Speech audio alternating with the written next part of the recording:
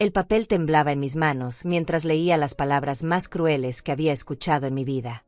Rebeca me estaba demandando por $5,000 mensuales, alegando que yo le había causado traumas emocionales irreparables durante su infancia.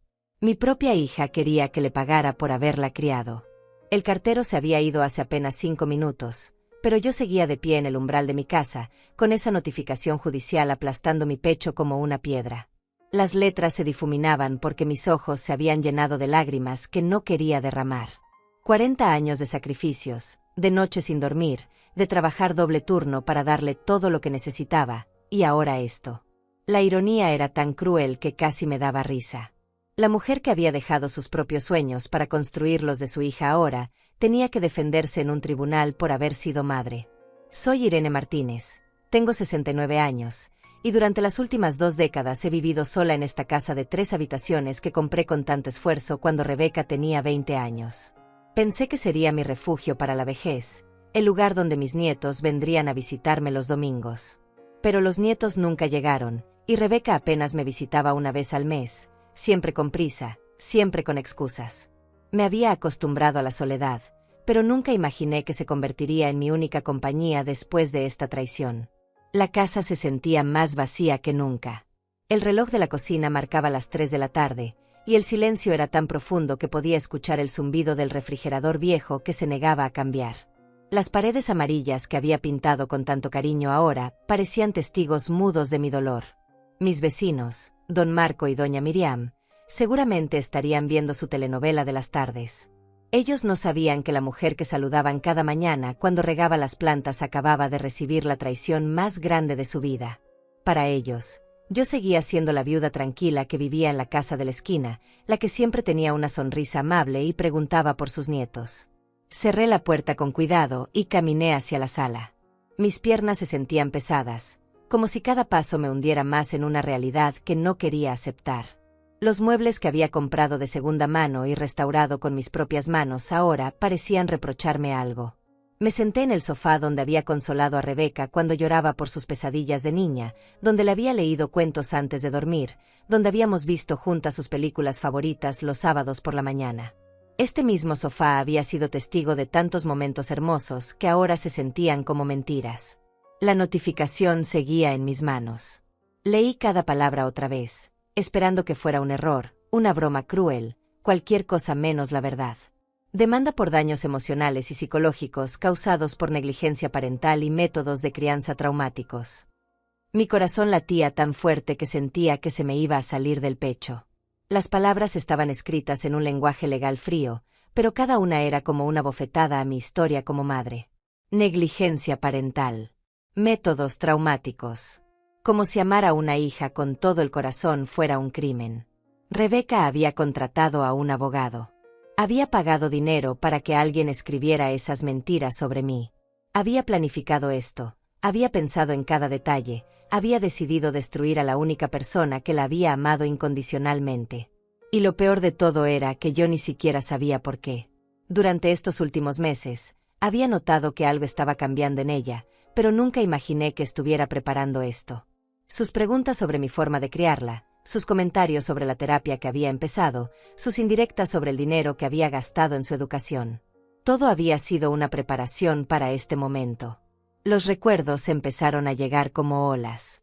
Rebeca a los 5 años, corriendo hacia mí cuando se lastimaba, gritando «Mami», con esa voz aguda que me derretía el corazón. Rebeca a los 10, abrazándome cuando su papá nos abandonó, prometiéndome que nunca me dejaría sola. Rebeca a los 15, diciéndome que era la mejor mamá del mundo mientras yo le peinaba el cabello para su graduación. Rebeca a los 20, llorando en mis brazos cuando su primer novio la dejó, diciéndome que yo era la única persona en quien podía confiar.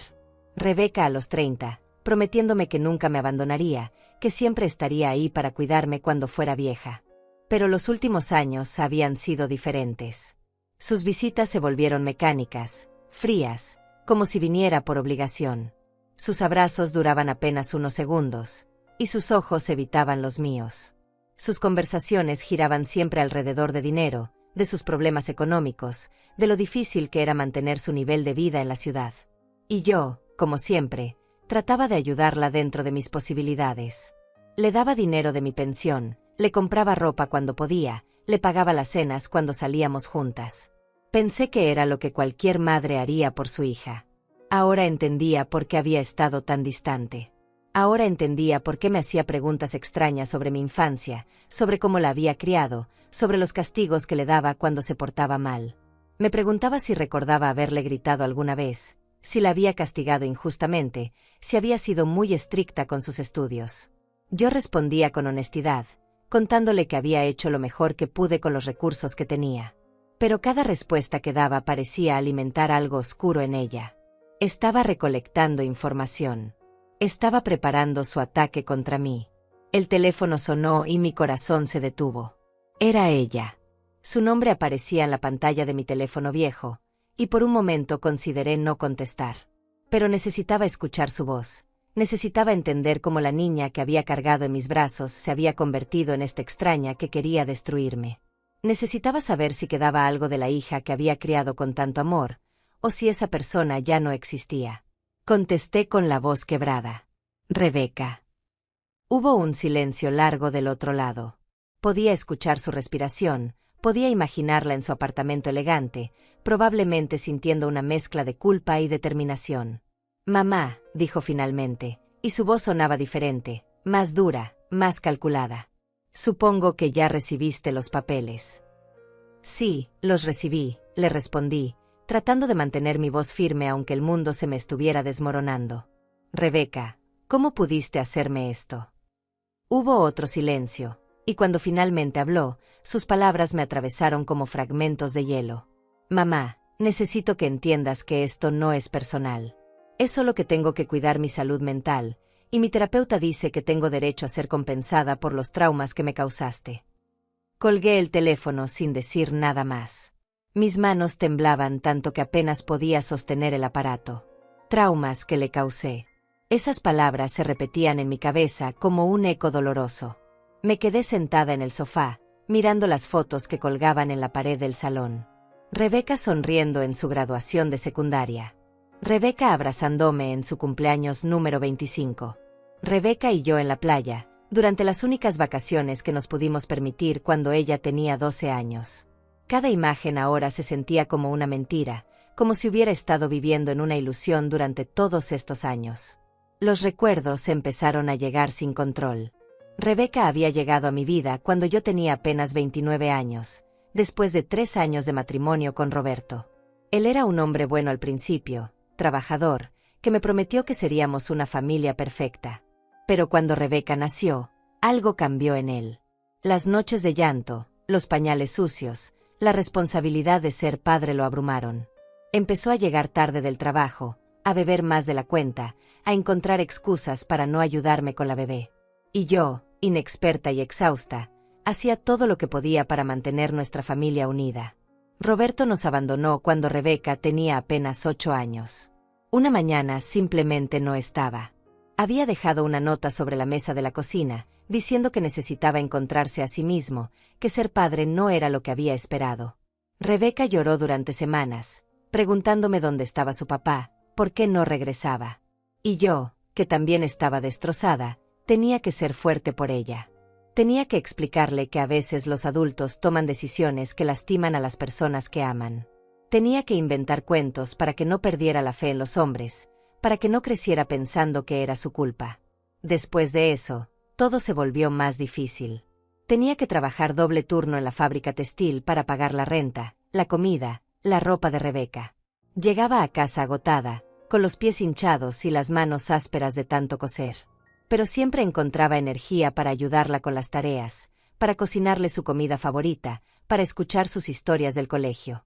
Los fines de semana, cuando otras madres llevaban a sus hijos a parques de diversiones, yo llevaba a Rebeca a caminar por el centro, a ver las vitrinas de las tiendas, a imaginar juntas las cosas que algún día podríamos comprar. No teníamos mucho dinero, pero teníamos amor. O al menos yo creía que lo teníamos. Rebeca era una niña inteligente, sensible, que siempre me decía que cuando fuera grande iba a cuidar de mí como yo la cuidaba a ella.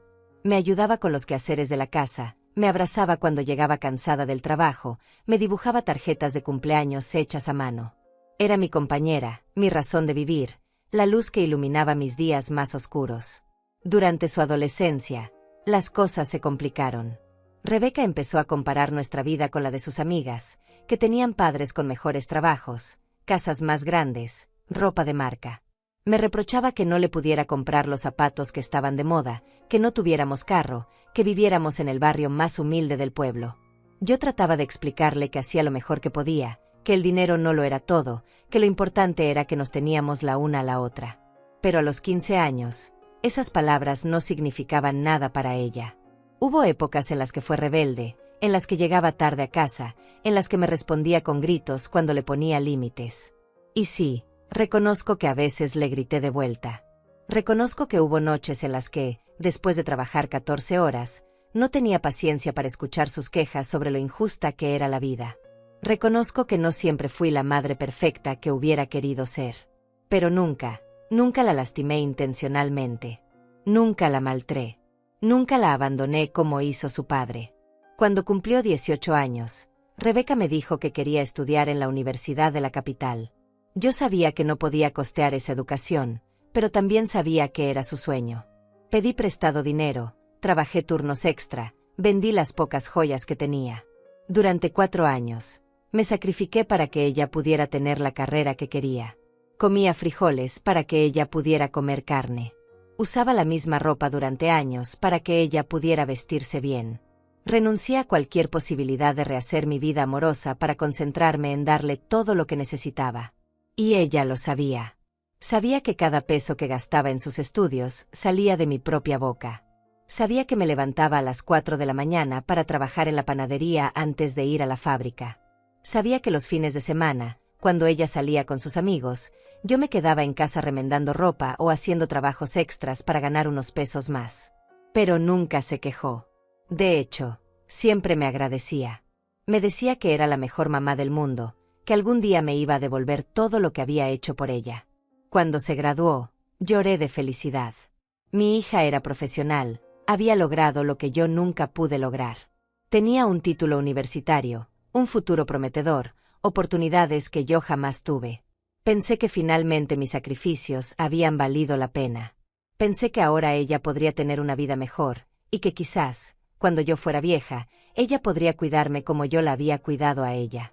Pero después de la graduación, Rebeca cambió. Consiguió un trabajo en una empresa de la capital y se mudó a un apartamento elegante.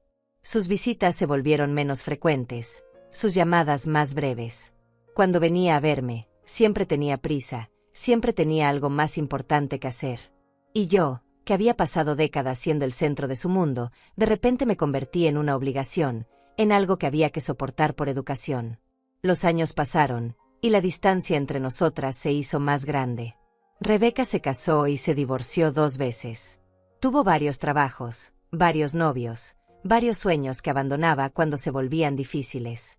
Y siempre, cuando las cosas se ponían complicadas, aparecía en mi puerta pidiendo ayuda. Dinero prestado, consejos, un lugar donde quedarse. Y yo, como siempre, se lo daba todo. Porque era mi hija, porque la amaba, porque pensaba que algún día entendería todo lo que había hecho por ella. Ahora, sentada en mi sala con esa notificación judicial en las manos, me pregunto si alguna vez me conoció realmente. Si alguna vez entendió que cada decisión que tomé, cada sacrificio que hice, cada momento de dureza que pudo haber tenido, fue porque la amaba más que a mi propia vida. Me pregunto si los abrazos que me daba eran reales, o si ya desde entonces estaba guardando rencor, coleccionando agravios, preparándose para este momento. El teléfono volvió a sonar, pero esta vez no contesté. Era ella otra vez, probablemente para explicarme su versión de los hechos, para justificar lo injustificable. Pero yo ya no quería escucharla. Por primera vez en 40 años, no quería saber nada de mi hija. 3 días después del shock inicial, cuando todavía no había procesado completamente lo que estaba pasando, Rebeca apareció en mi puerta sin avisar. Eran las 10 de la mañana de un martes, y yo estaba regando las plantas del jardín cuando escuché el sonido familiar de su carro estacionándose afuera. Mi corazón se aceleró. Por un momento, pensé que venía a disculparse, a decirme que todo había sido un malentendido, que había retirado la demanda y que podíamos arreglar las cosas como madre e hija. Pero cuando la vi bajar del carro, algo en su lenguaje corporal me hizo entender que esta no era una visita de reconciliación. Llevaba puesta una blusa cara que yo no le había visto antes, zapatos que probablemente costaban más que mi pensión de un mes, y cargaba un bolso de diseñador que reconocí porque lo había visto en las revistas que hojeaba en el consultorio médico. Su cabello estaba perfectamente peinado, sus uñas impecables, su maquillaje aplicado con la precisión de alguien que tenía tiempo y dinero para cuidar cada detalle de su apariencia. «Hola, mamá», me dijo cuando llegó al jardín, y me dio un beso en la mejilla que se sintió frío, mecánico, como el saludo que le darías a una conocida en la calle. «Vine porque quería hablar contigo personalmente, antes de que las cosas se pongan más complicadas». Su voz sonaba dulce, casi maternal, como si yo fuera la hija y ella la madre que venía a explicarme algo difícil de entender. Había una condescendencia en su tono que me hizo sentir pequeña, insignificante. La invité a pasar, aunque cada fibra de mi ser me decía que no lo hiciera. Preparé café como siempre hacía cuando venía a visitarme, usando las tazas buenas que guardaba especialmente para ella, las que había comprado años atrás cuando todavía creía que tendríamos muchas tardes de café juntas en mi vejez. Rebeca se sentó en el sofá de la sala, pero no se relajó como solía hacerlo antes. Se mantuvo erguida, alerta, como si estuviera en una reunión de negocios. «Mamá, sé que esto debe ser difícil para ti», comenzó a decir mientras removía el azúcar en su café con movimientos lentos, calculados. «Pero quiero que sepas que yo no quería llegar a esto. He estado en terapia durante 2 años, trabajando en sanar los traumas de mi infancia, y mi doctor me ha ayudado a entender que muchos de mis problemas emocionales tienen raíz en la forma en que fui criada». Sus palabras salían fluidas, como si las hubiera ensayado frente al espejo, como si hubiera practicado este discurso múltiples veces hasta perfeccionarlo. Yo la escuchaba en silencio, sintiendo como cada palabra era como una piedra que me arrojaba al corazón. Trauma, problemas emocionales, forma en que fui criada. Todo sonaba tan técnico, tan frío, tan alejado de la realidad que yo recordaba. «¿Qué traumas, Rebeca?», le pregunté finalmente, con la voz apenas audible. «Dime específicamente qué fue lo que hice que te traumatizó tanto». Ella suspiró, como si le doliera tener que explicarme algo tan obvio. «Mamá, no se trata de un evento específico. Se trata de patrones.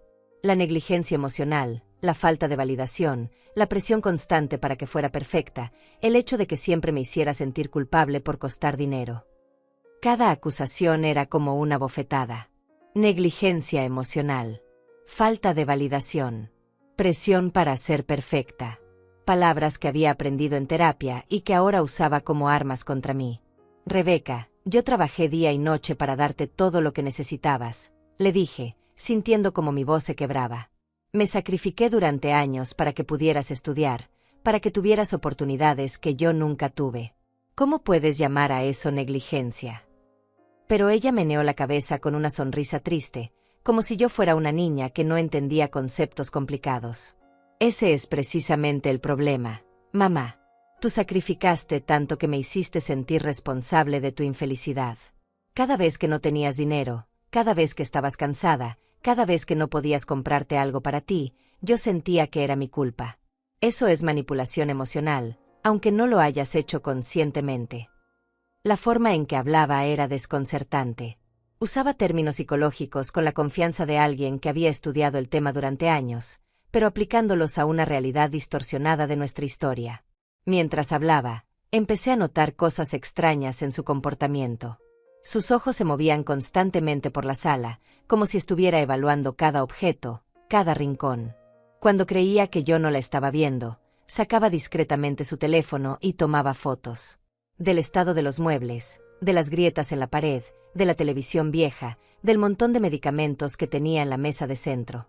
Al principio pensé que era mi imaginación, pero cuando la vi fotografiar la cocina mientras yo lavaba las tazas, entendí que tenía un plan.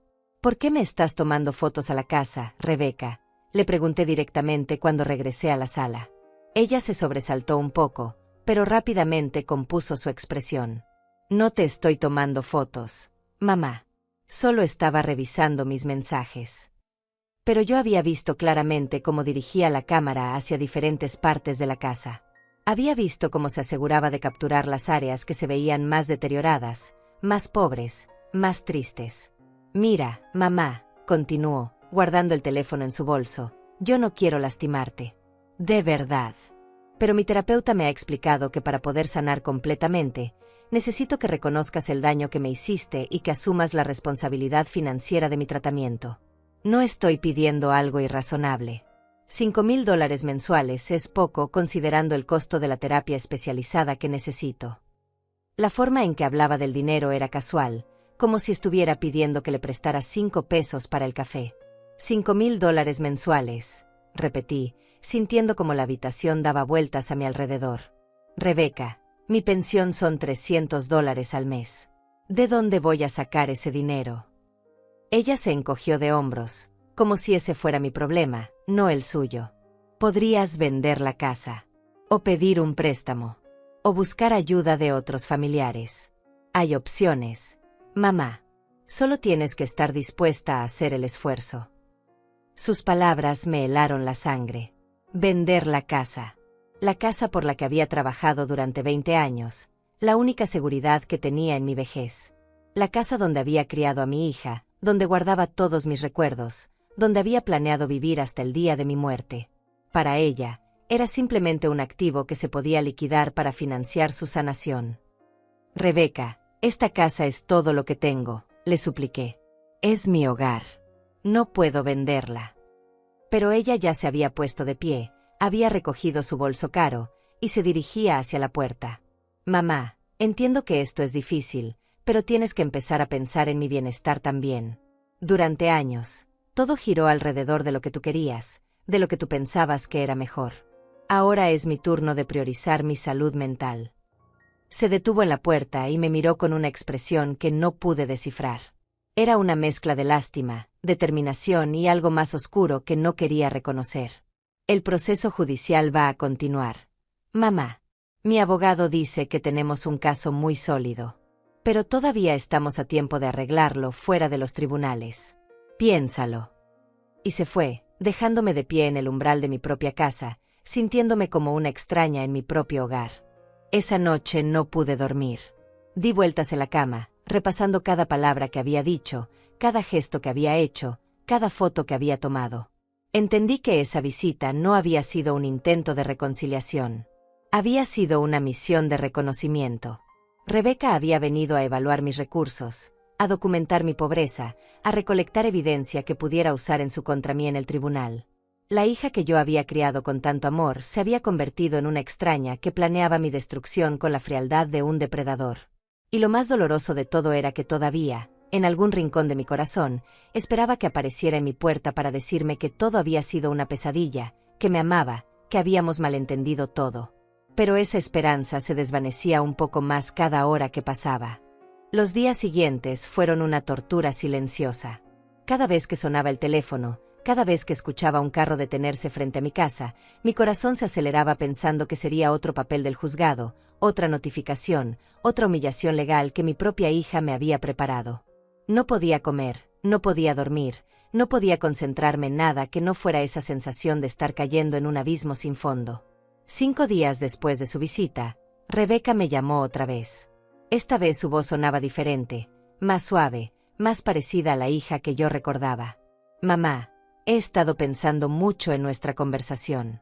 Sé que todo esto ha sido muy duro para ti, y quiero que sepas que yo tampoco estoy disfrutando esta situación.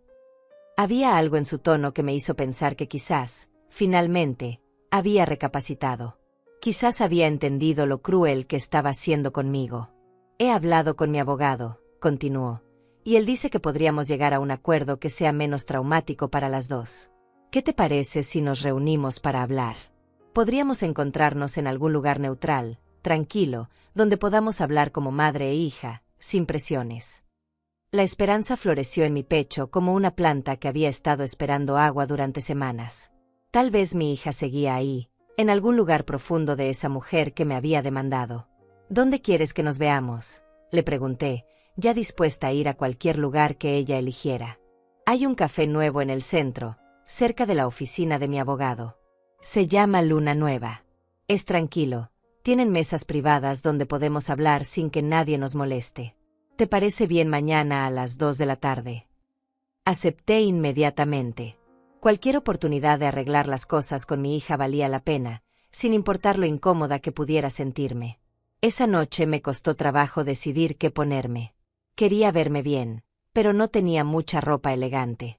Finalmente elegí el vestido azul que había comprado para la graduación de Rebeca de la universidad, el único vestido realmente bonito que tenía. Me arreglé el cabello, me puse un poco de maquillaje, y hasta me rocié el perfume que guardaba para ocasiones especiales. Quería que mi hija viera que todavía me importaba cómo me veía cuando estaba con ella. Llegué al café 15 minutos antes de la hora acordada. Era un lugar elegante, con mesas de madera oscura y luces tenues que creaban un ambiente íntimo. Los precios del menú me asustaron un poco, pero decidí que valía la pena el gasto si eso significaba recuperar a mi hija. Pedí un café simple y me senté en una mesa del rincón, revisando una y otra vez lo que iba a decirle, las palabras que podrían convencerla de retirar esa demanda horrible. Rebeca llegó exactamente a las 2, acompañada de un hombre alto y delgado que vestía un traje caro y llevaba un maletín de cuero. Mi corazón se hundió cuando me di cuenta de que había traído a su abogado. Esto no iba a ser una conversación entre madre e hija. Iba a ser otra emboscada legal, otro momento humillante donde yo estaría en desventaja. «Mamá, quiero presentarte a Faustino Leiva, mi abogado», dijo Rebeca mientras se sentaban frente a mí. El hombre me extendió la mano con una sonrisa profesional que no llegaba a sus ojos. «Señora Martínez, es un placer conocerla. Rebeca me ha contado mucho sobre usted». Su voz era suave, pero había algo en ella que me hizo sentir como si fuera una presa siendo evaluada por un cazador. «Pensé que íbamos a hablar solas», le dije a Rebeca, sin poder ocultar la decepción en mi voz. «Mamá, Faustino está aquí para ayudarnos a encontrar una solución que funcione para las dos. No como adversario, sino como mediador. Él entiende estos temas mejor que nosotras». La forma en que lo defendía, la familiaridad con la que pronunciaba su nombre, me hizo entender que había una relación más cercana entre ellos de lo que debería haber entre una cliente y su abogado. El abogado abrió su maletín y sacó varios documentos. «Señora Martínez, entiendo que esta situación es difícil para usted. Nadie quiere llegar a los tribunales, especialmente cuando se trata de familia. Por eso hemos preparado una propuesta que creemos que podría resolver este asunto de manera amigable». Su voz era hipnóticamente tranquila, como la de un vendedor experimentado que sabe exactamente qué decir para que la gente firme contratos que no entiende. «La propuesta es muy simple», continuó, deslizando un papel hacia mí. «En lugar de los $5,000 mensuales que estamos pidiendo en la demanda, estaríamos dispuestos a aceptar una suma global de $60,000. Eso equivale a un año de pagos, y después de eso, el asunto quedaría completamente cerrado». Mis ojos se nublaron cuando vi la cifra escrita en el papel. $60,000. Una cantidad que representaba más dinero del que había visto junto en toda mi vida. «No tengo $60,000», susurré, sintiendo como las palabras se atoraban en mi garganta. «Señora Martínez», dijo el abogado con esa voz condescendiente que usan los profesionales cuando hablan con gente que consideran ignorante, «entendemos que usted no tiene esa cantidad en efectivo. Pero tiene activos. Su casa, por ejemplo, vale aproximadamente $80,000 según nuestras investigaciones. Podría refinanciarla o venderla, pagar la compensación, y aún le quedarían $20,000 para reubicarse en un lugar más pequeño, más apropiado para su edad». La forma casual en que hablaba de desarmar mi vida entera me dejó sin palabras. Habían investigado el valor de mi casa. Habían calculado exactamente cuánto podían sacarme antes de dejarme en la ruina completa. Todo esto había sido planeado meticulosamente, cada detalle considerado, cada escape bloqueado. «Rebeca», le dije, ignorando completamente al abogado y dirigiéndome directamente a mi hija, «¿realmente quieres que venda la casa donde te crié? La casa donde diste tus primeros pasos, donde celebramos todos tus cumpleaños, donde te consolé cuando tu papá se fue». Mis ojos se llenaron de lágrimas, pero no me importó. Necesitaba que viera el dolor que me estaba causando. Pero Rebeca evitó mi mirada.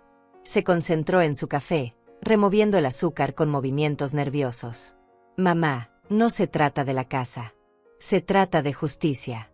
Se trata de que asumas responsabilidad por el daño que me hiciste». Su voz sonaba ensayada, como si estuviera recitando líneas que alguien más había escrito para ella. «¿Qué daño, Rebeca?», exploté finalmente. «Dime específicamente qué daño te hice. ¿Te pegué alguna vez? ¿Te abandoné? ¿No te di de comer? No trabajé día y noche para que tuvieras todo lo que necesitabas. Mi voz había subido de volumen, y algunas personas en las otras mesas voltearon a mirarnos. Me sentí avergonzada, pero también desesperada. El abogado intervino suavemente. Señora Martínez, entiendo su frustración. Pero el daño emocional es tan real como el daño físico. Los estudios muestran que los patrones de crianza negligentes pueden causar traumas profundos que afectan a una persona durante toda su vida. Su hija ha estado en terapia durante años, trabajando para superar estos traumas. El costo de este tratamiento, tanto financiero como emocional, es significativo. Además, agregó, revisando sus notas, tenemos documentación médica que respalda el diagnóstico de trastorno de estrés postraumático de Rebeca, directamente relacionado con su infancia. También tenemos testimonios de testigos que pueden confirmar situaciones problemáticas durante su crianza. Mi sangre se heló. ¿Testigos? ¿Qué testigos?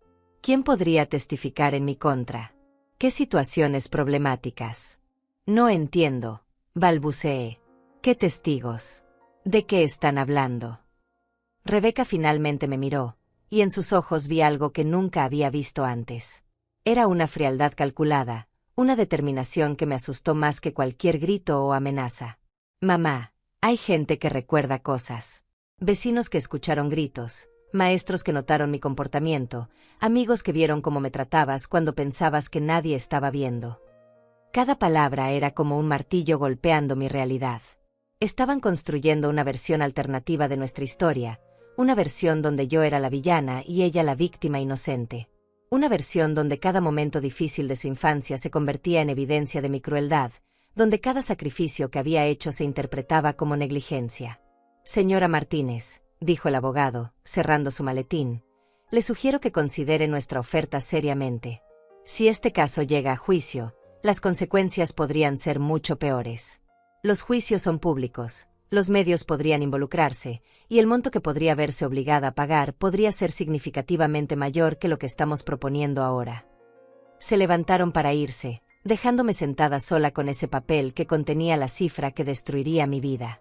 Rebeca, la llamé cuando ya se estaban alejando. ¿Esto es realmente lo que quieres? Destruir a tu propia madre. Ella se detuvo sin voltear.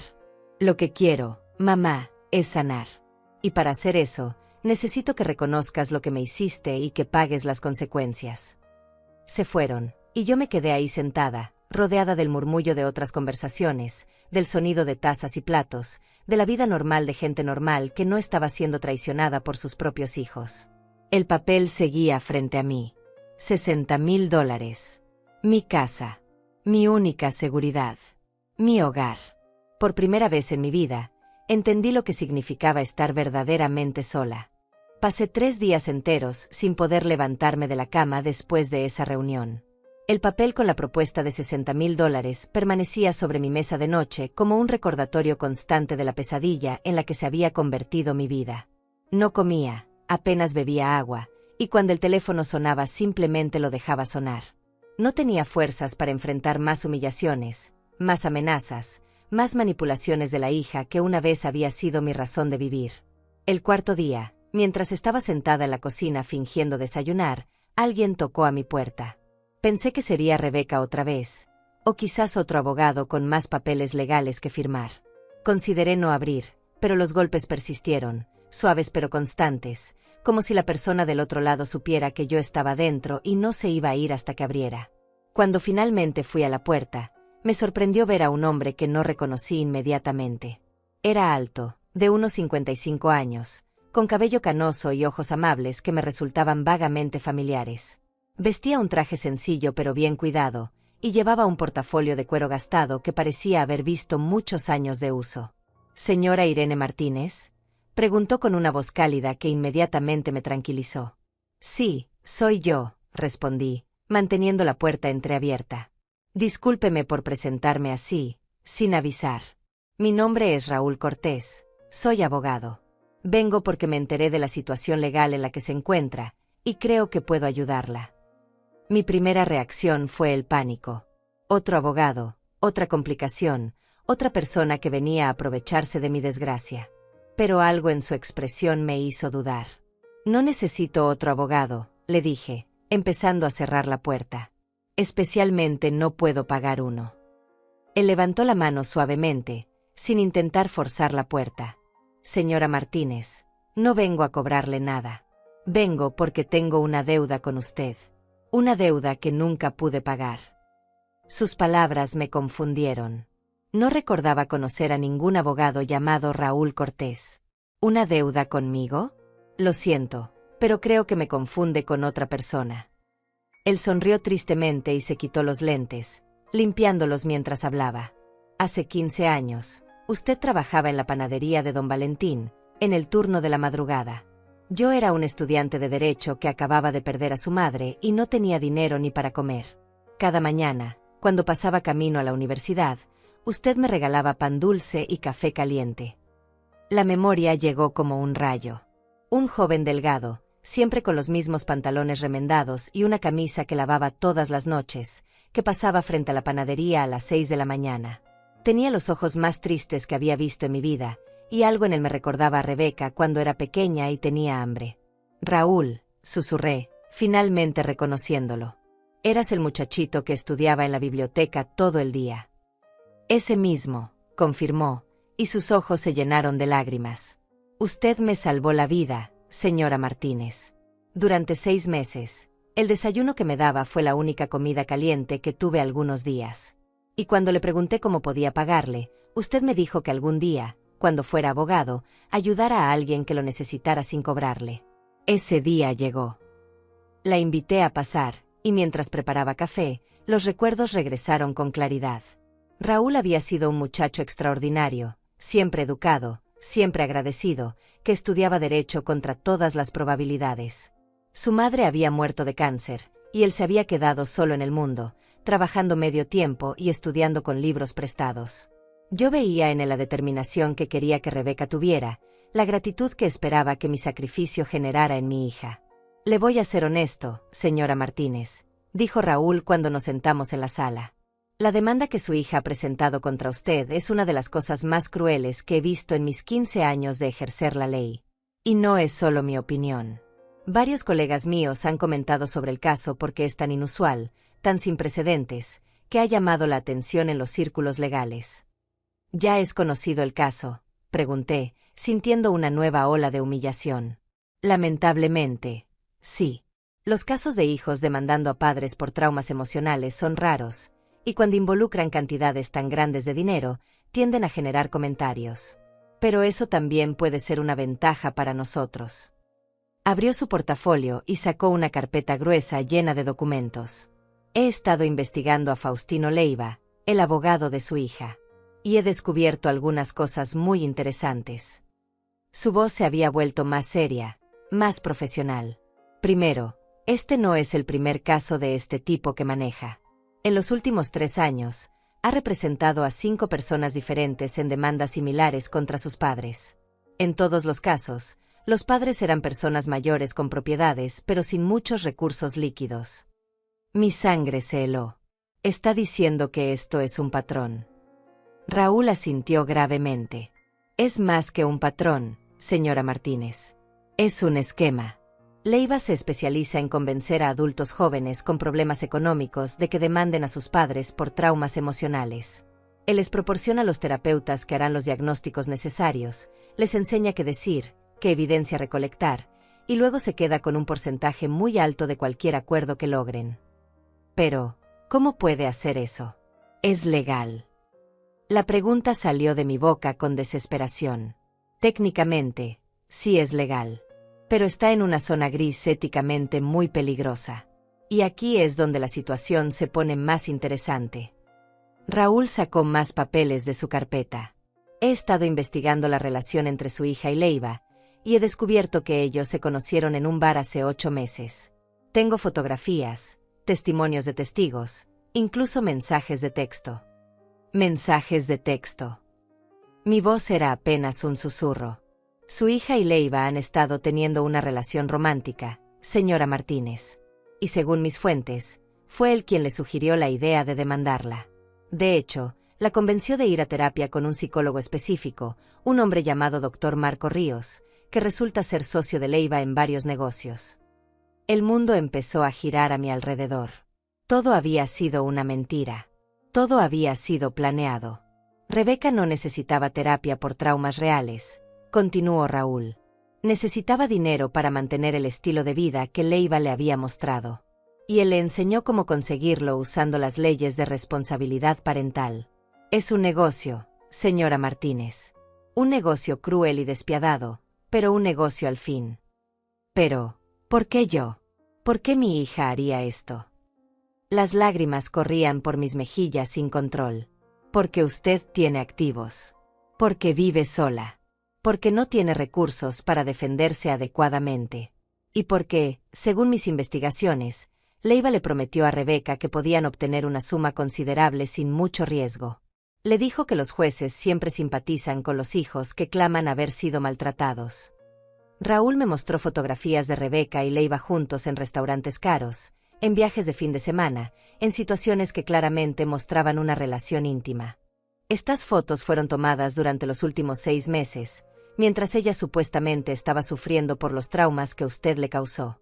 ¿Le parece que esta es la conducta de alguien que está en terapia por problemas emocionales graves? Miré las fotografías con una mezcla de dolor y asombro. En cada imagen, Rebeca se veía feliz, relajada, disfrutando de lujos que yo sabía que no podía costear con su salario. Vestidos caros, joyas, viajes. Todo financiado por la esperanza de obtener dinero de la demanda contra mí. También tengo evidencia de que Leiva ha estado alentando a Rebeca a cortar contacto con usted, diciéndole que es parte del proceso de sanación. En realidad, es para evitar que usted pueda influenciar su decisión o hacerla reconsiderar. ¿Qué puedo hacer?, pregunté, sintiendo por primera vez en semanas que quizás había una salida de esta pesadilla. Podemos contraatacar, señora Martínez. Podemos exponer este esquema fraudulento.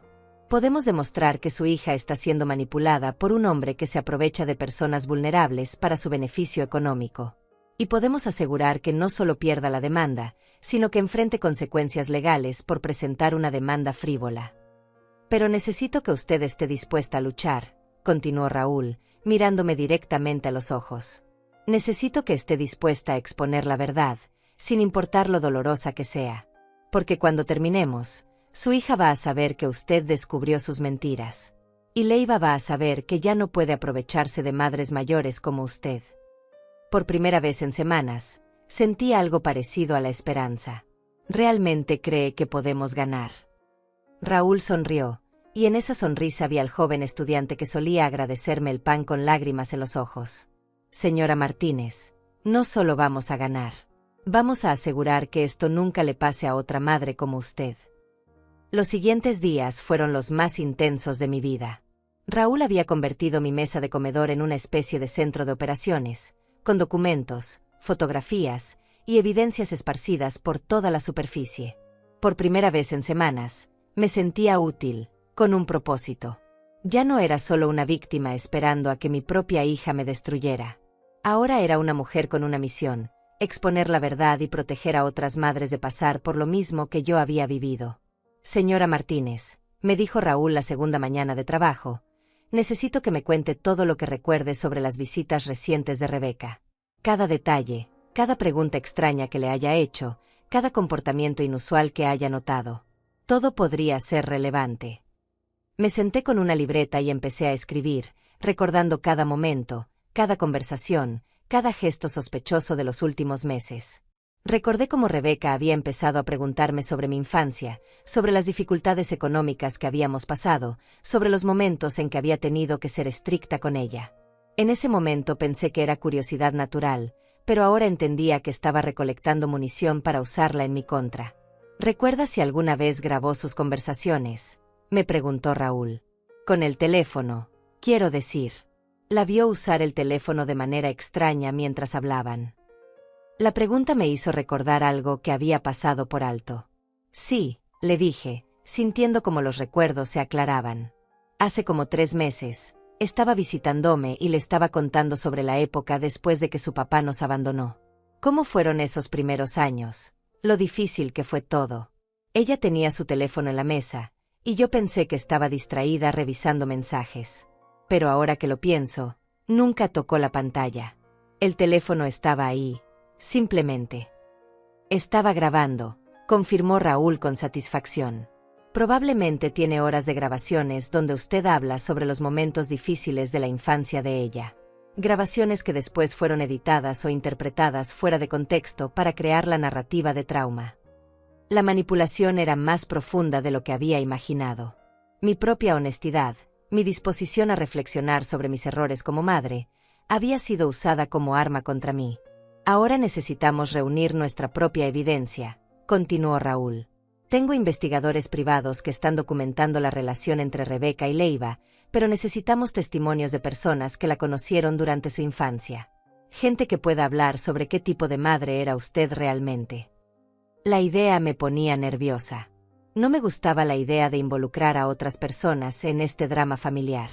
¿A quién podríamos pedirle que testifique?, pregunté. Piense en maestros, vecinos, madres de sus amigas, cualquier persona que haya sido testigo de su relación con Rebeca cuando ella era niña. Empecé a hacer una lista.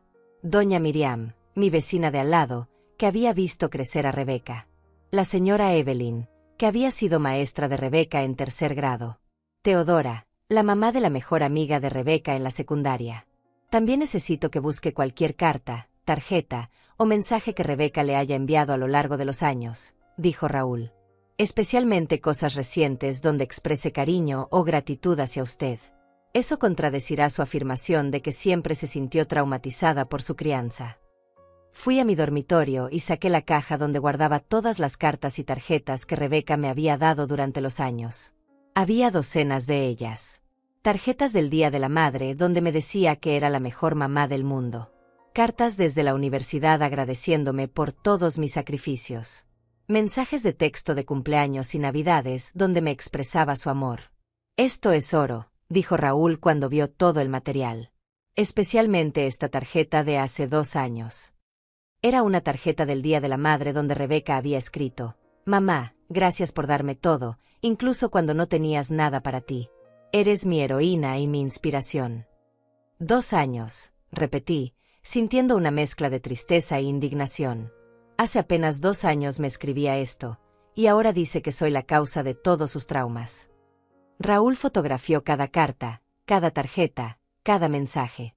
Su abogado va a tener que explicar cómo alguien que supuestamente sufrió traumas severos durante toda su infancia puede escribir estas palabras tan recientes. Durante los siguientes días, Raúl organizó entrevistas con las personas de mi lista. Doña Miriam vino a mi casa una tarde y me sorprendió con su indignación cuando se enteró de lo que estaba pasando. «¿Rebeca te está demandando? Pero si eras la madre más dedicada del barrio. Recuerdo cómo trabajabas día y noche para darle todo lo que necesitaba. Y ella siempre fue una niña feliz, bien cuidada, bien educada». «¿Estaría dispuesta a testificar sobre eso en un tribunal?», le preguntó Raúl. «Por supuesto que sí», respondió doña Miriam sin dudar. «No voy a permitir que esa muchacha destructurada destruya a su madre con mentiras. Irene es una buena mujer, una buena madre, y cualquiera que haya vivido en este barrio durante los últimos 20 años puede confirmarlo». La señora Evelyn, la maestra de Rebeca, reaccionó de manera similar. «Rebeca era una de mis estudiantes favoritas», me dijo cuando la visitamos en su casa. «Siempre bien vestida, siempre con sus tareas hechas, siempre hablando con orgullo de su mamá. Jamás mostró signos de ser una niña maltratada o traumatizada. Al contrario, era evidente que se sentía muy amada y protegida». Raúl tomó notas detalladas de cada conversación.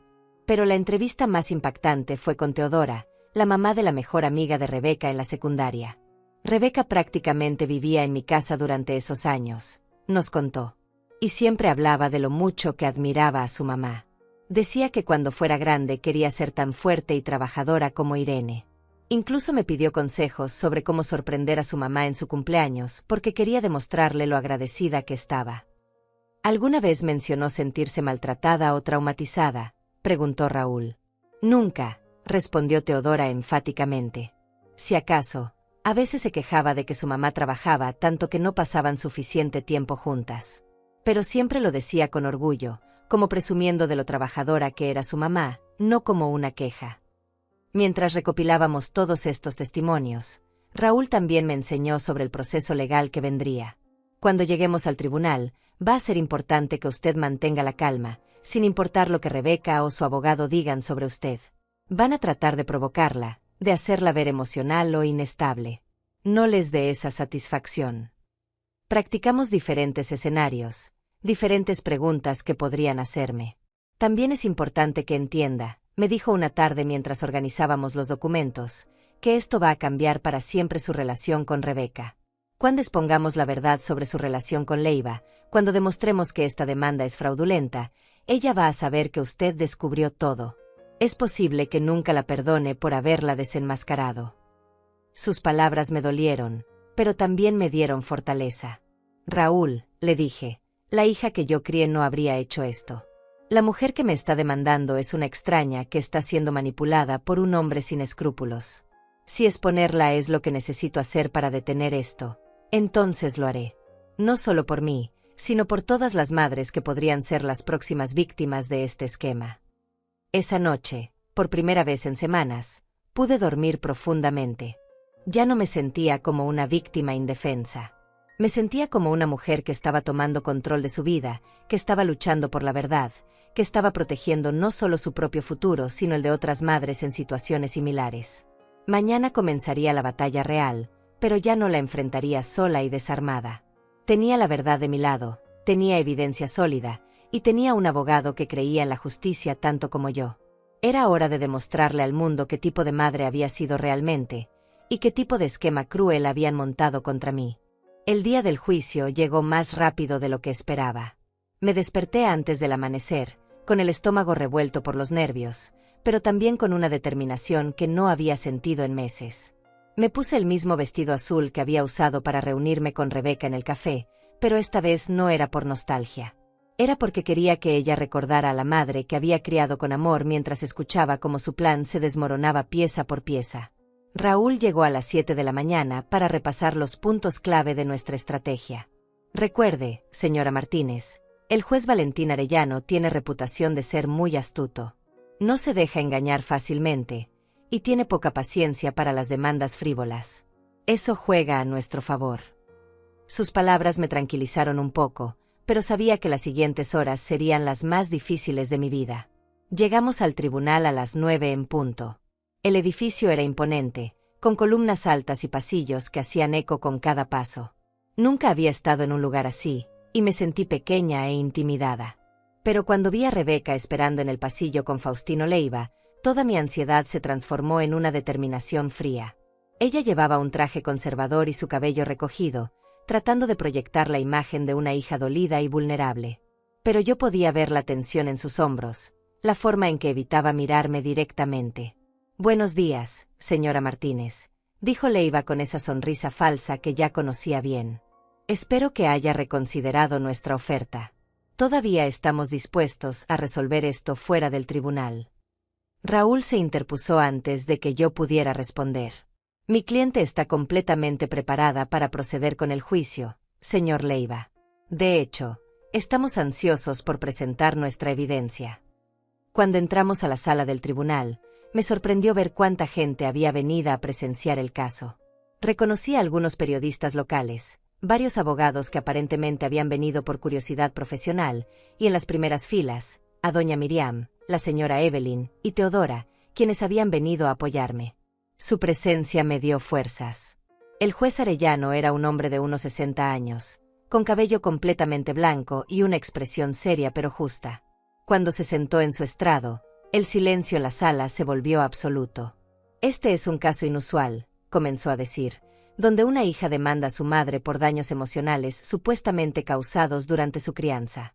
Procederemos con mucho cuidado, considerando la naturaleza sensible de las acusaciones». Leiva se levantó para presentar el caso de Rebeca. Durante casi una hora, pintó un cuadro de mí como una madre negligente, emocionalmente abusiva, que había traumatizado a su hija con mis métodos de crianza inadecuados. Habló sobre la pobreza en la que vivíamos, sobre las veces que había tenido que trabajar largas horas, sobre los momentos en que había sido estricta con Rebeca. Cada sacrificio que había hecho por ella se convertía en evidencia de negligencia en su versión.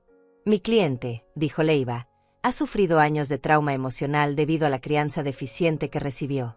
Ha requerido terapia extensiva para superar estos daños, y merece ser compensada por el costo de su recuperación.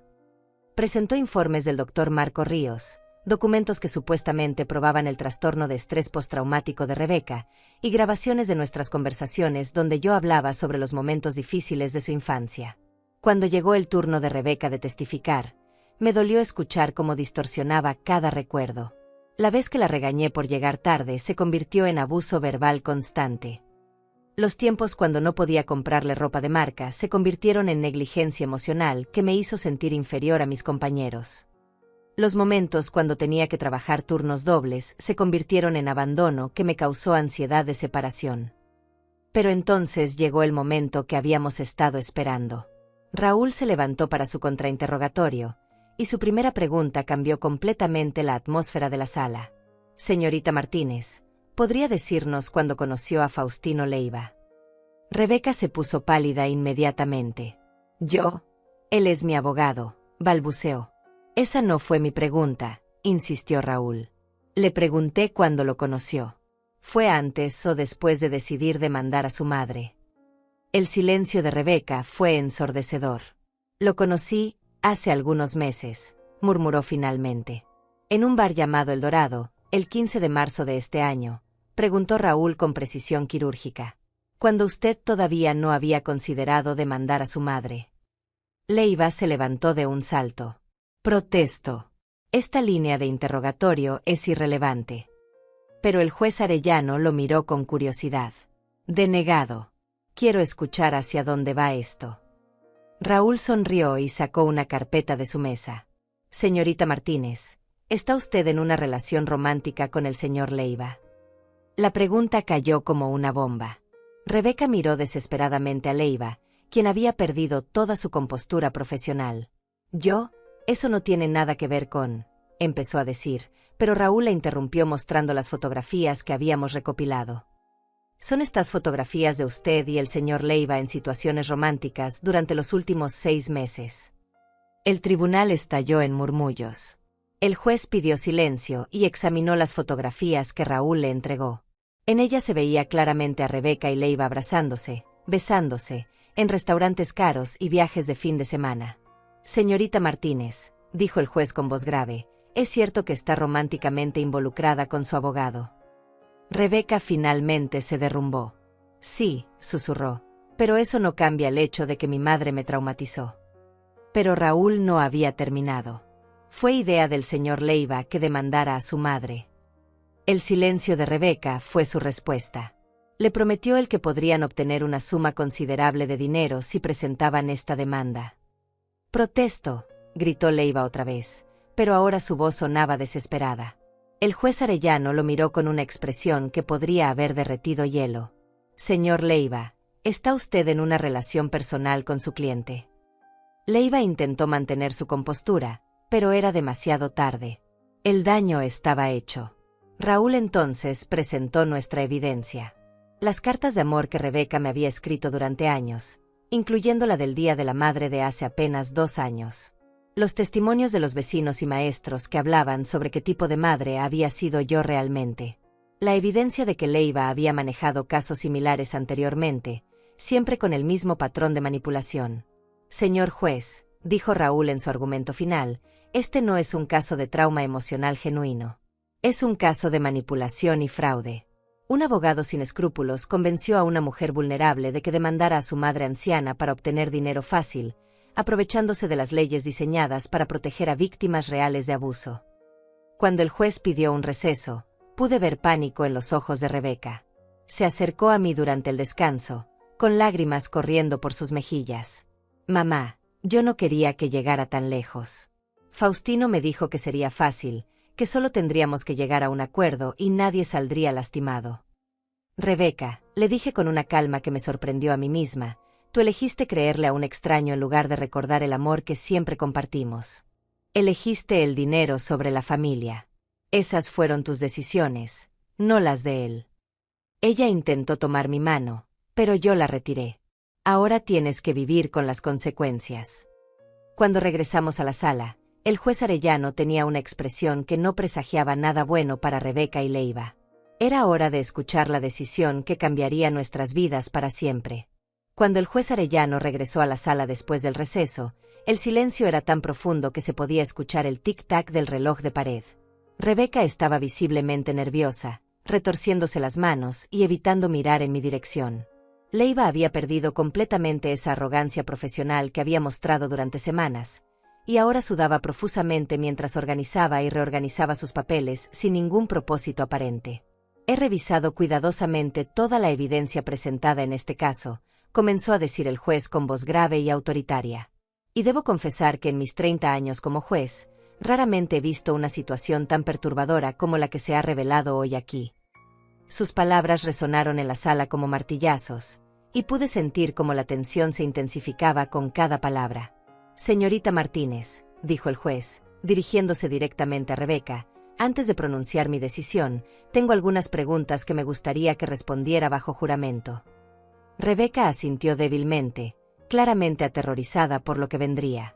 Durante su testimonio, usted alegó que su madre la traumatizó emocionalmente durante su infancia.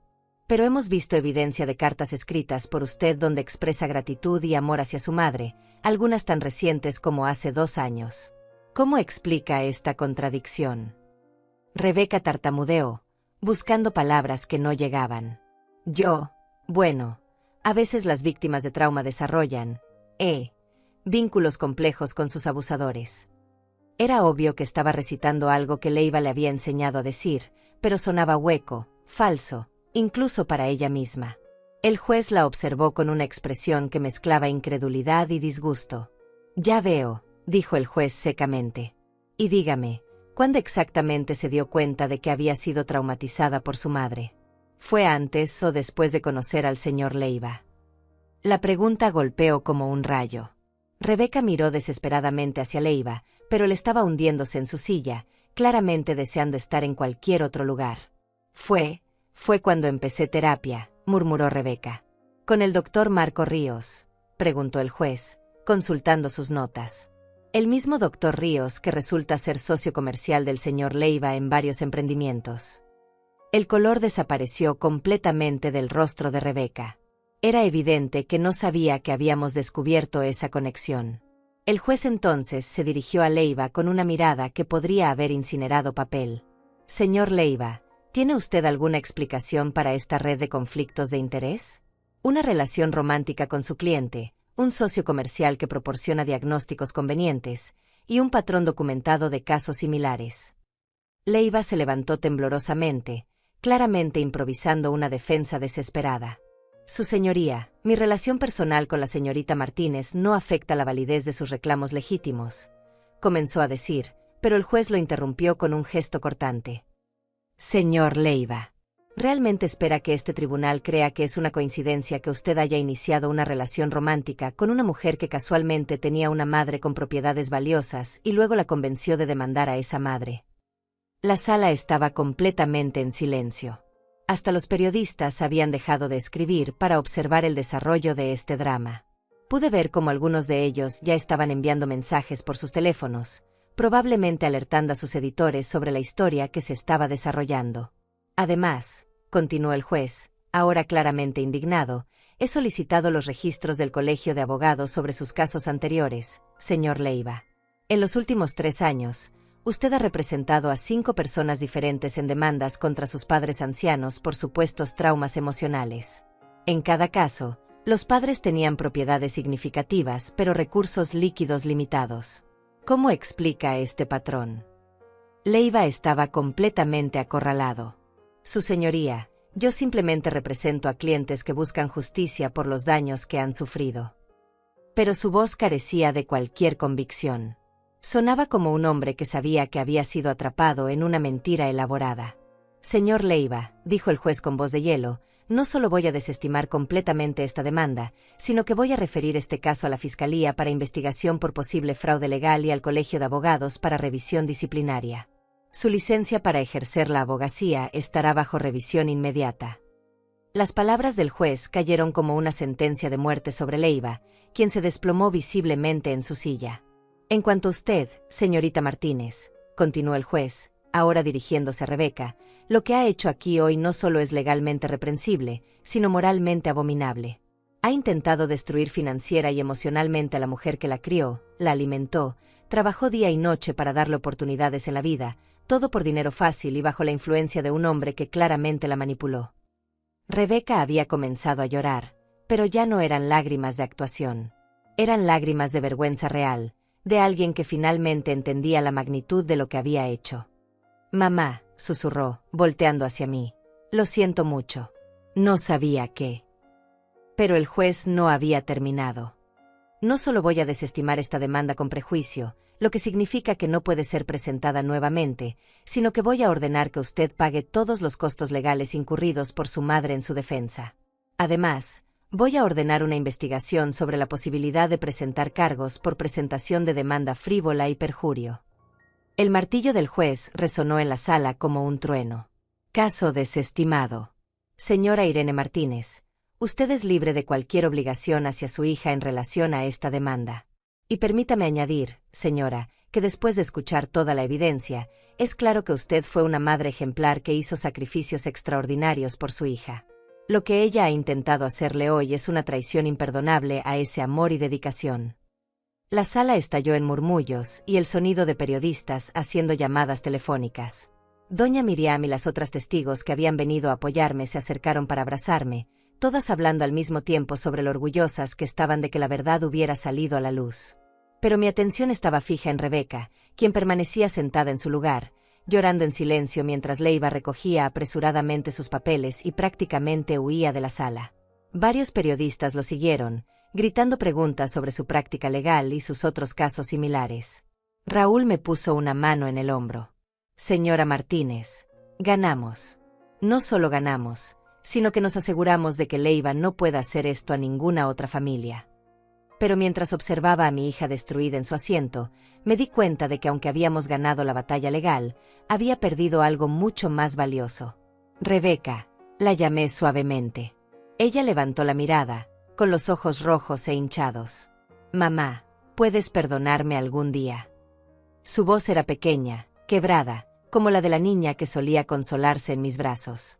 La miré durante un largo momento, sintiendo el peso de 40 años de ser su madre. «Rebeca», le dije finalmente, «el perdón es algo que tienes que ganarte.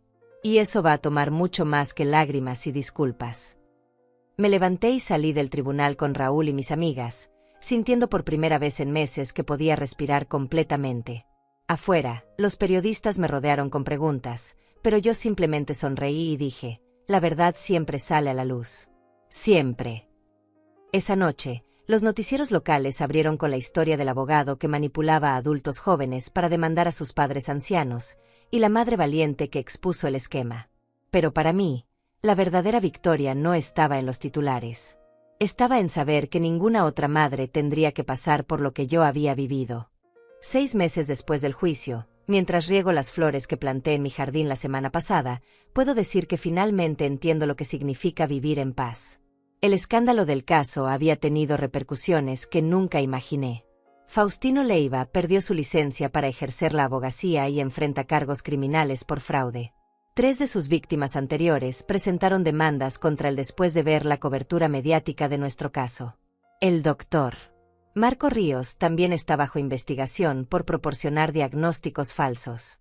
Pero más importante que todo eso es lo que descubrí sobre mí misma durante este proceso. Durante décadas, había definido mi valor como persona a través de mi rol como madre.